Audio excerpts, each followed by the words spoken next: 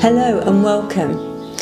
So this week I was talking to a friend about the menopause, and both of us are in this alternative therapy world, and both of us have really gone through the menopause without any problems at all.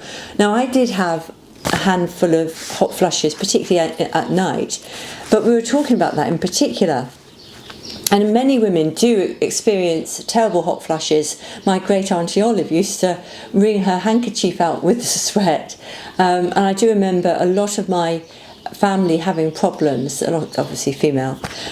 So I want to talk a bit about that today and help some of you to perhaps alleviate these symptoms a little bit. So for those of you who are busy, I'm going to put timestamps in the description so you can jump to the bit you want to hear. But first of all, I want to start off with why they occur. So the current literature suggests that it's due to the lowering levels of estrogen and the fluctuations that impacts the hypothalamus. And it's the hypothalamus that regulates our temperature. And it gets confused when our estrogen drops and becomes irregular. And so it can sometimes trigger us to have a sweat to cool ourselves down. It thinks we're overheating. Now, I do have a few issues with that particular theory because those sort of night sweats that I had were quite different feeling-wise to when I've been overheating. So I found, and I'd be really interested to know if you have found this too, because I haven't thought to ask anybody if it feels different because it didn't crop up basically. But for me, those sort of night sweats that I had that seemed really different to just being a hot night, and they happen to be on a hot night, but I felt the heat coming from within and not responding to the outside heat. So I think we need to learn more. I think there's more to be learned about why they actually happen. But nonetheless, we know that there are certain things that trigger hot flushes, and there are certain practices we can put into place that can alleviate this. So that's what we'll talk about today. So the first thing I would suggest is that you keep a journal. Start to keep a record of when you experience a hot flush or a night sweat, and try and put down what happened around that time. And we'll go through a few triggers, and then you can link it to those triggers. So the first trigger, let's start off with some foods. There's certain foods like sugar can be related to it. And what we're finding is happening is that there are so many different hormones in our body, and our sex hormones don't just work together, they work with other hormones in the body. So if we've got fluctuations of other hormones like insulin, it tends to go up when we eat high sugar foods, that can also relate to our other hormone levels. So there's a trigger there. So high sugar foods, and we're talking the obvious cakes and biscuits and sweets, refined flour, so white flour products. Again, we basically break those down very quickly in our body. We metabolize them quickly and release those sugars more quickly than if they were wholemeal, for instance. So refined flour is a bit of an issue, and all the sort of table sugar. Fruit sugars are fine. So you're fine with fruit. So sugar's one trigger. Another one is caffeine, so coffee. For some people it's not a problem, for others it can be. And if you put coffee and sugar together, you might find an even bigger impact. And this was something my friend was saying. We were talking about alcohol as well, which is a trigger, and I think we all know that. And so many women do rely on a glass of wine just to help them chill out at the end of the day. But that could also be triggering hot flushes to occur, particularly at night. And this friend of my friend, she had an espresso martini when they went out, and had an immediate response to that, and had to just take herself away and sort herself out, cool herself down, because it was so uncomfortable for her. So that mix in its own right was not a good idea, particularly in her case. So that was a major trigger for her. Spicy food is another trigger, and I think we know that even if we're not going through the perimenopause or menopause, post-menopause, spicy food can make us overheat. So there's the normal reaction to it, and also the sort of menopausal reaction as well. They are the main sort of foods that I would say can trigger hot sweats.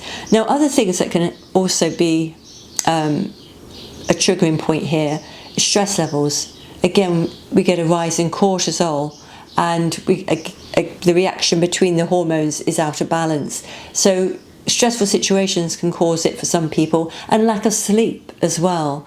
And sometimes the night sweats stop you sleeping, so you get this vicious circle. So being aware of your sleep pattern and getting enough sleep, and managing stress levels, reducing our exposure to certain stresses. And this can also include chemical stress. And I'm going to talk about that again in more detail another time. So sleep and stress can also be a triggering point for many people. Then alongside that, there are some medical conditions that are unhelpful at this time of life, and again, people experience the hot sweats due to the medical condition, but also from medications as well. That can also be a triggering point. But that's when you need to speak to your doctor. And I would say any changes you make, if you've got any health issue or you're taking any medication, don't make any changes without your doctor's professional advice. I am a nutritional therapist, not a medic. So everything I share with you today is really for education purposes, but please go and speak to your medical practitioner to get advice, particularly if you've got a health issue, and particularly if you're on medication. It's very, very important. So what can we do about it? Well, we can avoid those food groups, and we can avoid processed foods where we have other things inside those as well that could be triggering.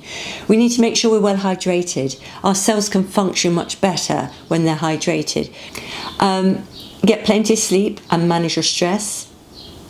And look at the nighttime routine. I spoke about that a few weeks ago as one of my tips for going through midlife successfully, going through that change successfully, let's say, because my hormone history was absolutely appalling. But menopause, I seem to have got the balance right by that point. So thankfully.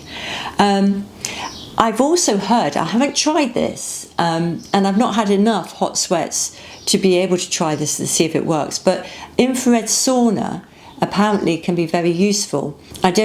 People find it works. How it works, I'm not really sure, but that might be something. If you have access to an infrared sauna, we know infrared saunas are useful from other health perspectives as well, so it would be a lovely thing to be able to include if you've got the facility to do so.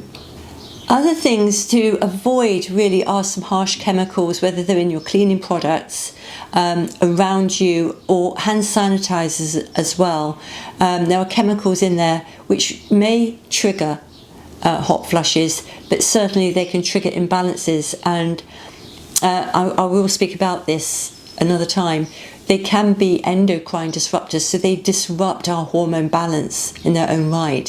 So being aware of chemicals that you may use and try and avoid those. And my final tip for today on hot flushes is sage tea. Now, if you've got sage growing in the garden, you just need to pick the small leaves from the top, pinch out the smallest 4 leaves just on the stem, give it a rinse in case there's any bugs, and then boil the kettle. And as I said with green tea, let it stand for a moment. You don't want to burn the leaves. You don't want to heat them so much that it destroys the compounds in the sage. So it needs to boil and stand for a couple of minutes, and then you could actually put it in your cup and then add your sage to that water, and it's a nice flavour. I like it, and that can really help. I use that in the summer if it's a hot day, and it does help me cool down. So that's something that's also recommended for hot flushes. So give that a go as well, because that is quite simple. And if you've got anything, put a plant on your windowsill. I notice Lidl have been selling them recently. So they've been selling herbs, and they've had some nice sage plants. So try a bit of sage. There are other products on the market that are known to be useful at this time.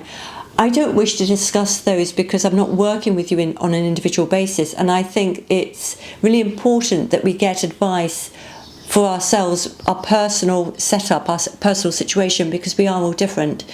So I think it's very important, if you want to look at supplements, go and speak to a qualified practitioner who knows what they're talking about, who knows your history, who knows what you're taking when it comes to medication, so they can look at interactions.